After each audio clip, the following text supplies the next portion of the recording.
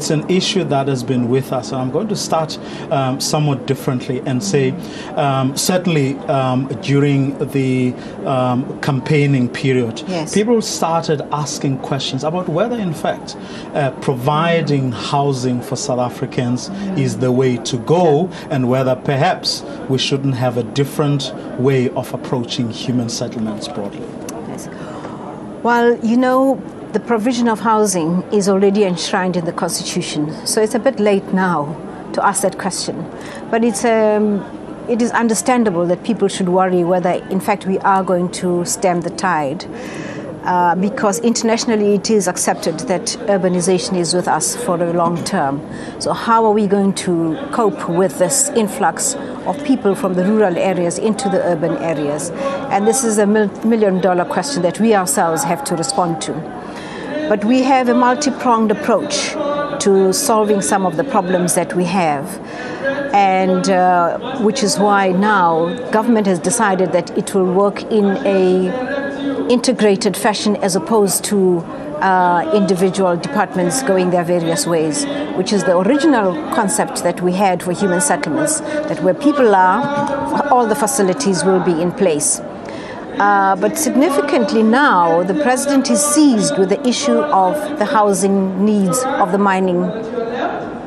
mining sector, because that has been in our face, has caused enormous grief to all of us, has caused wave shocks in our economy, and that is what he would like us to concentrate on and make sure that we can grapple with.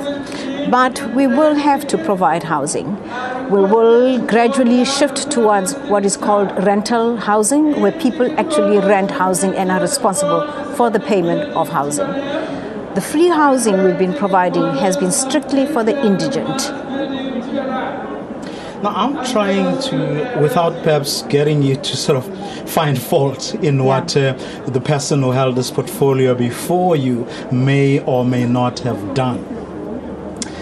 But here's an issue for me. For someone who's been in that portfolio before, yes, and having seen what has happened, especially over the past 5 years, where are you going to begin? That's a question I wanted to ask you about a week ago when we tried to talk to you immediately after the swearing in. Okay.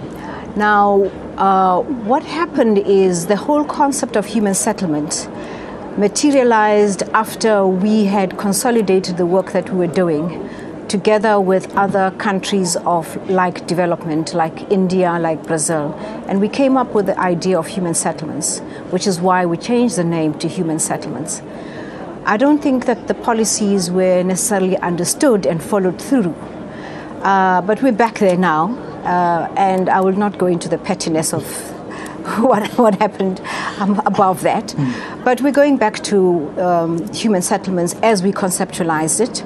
And fortunately for me, I will be working with one of the other people who conceptualized this, who was my MEC in housing, in Gauteng, Nomvula. She's dealing with sanitation. So we're hoping we will make a very good pair to actually put back where we were and get us on track. Housing delivery has fallen 50% countrywide in the last 5 years, and there's no way that we can, cope with that. We've got to accelerate, and we've got to do things the way that originally we had thought we were going to do them. The policy we adopted was acknowledged internationally, accepted by the UN Habitat, and sold to all African countries as a model for the way to go. And if it has that kind of stamp of approval, we'll stick with that. But how easy or difficult do you think it's going to be, given that your partner in this instance is going to be someone who's also inherited a problem that, in fact, we didn't deliver on, having set deadlines? We did set deadlines as a country, which we did not honor. We didn't honor our own deadlines and our own promise. So yes, but because now our approach is to work in conjunction with each other, because there's an interdependence which we cannot run away from. Working in silos is now something of the past. So these subcommittees that the president has put in place are absolutely pivotal to making sure that when we talk about eradication of bucket system, we're talking about human settlements and sanitation. So any of the targets that we may have set, separate from the interdependence that we have, dealing with the same thing, would not have worked. So those were targets that would not have been achievable. And we have seen that. We went around the country, we saw the situation where there is no sanitation. There might be a toilet but no water there, where there might be foundations and no houses there, and all of those problems that our people are experiencing.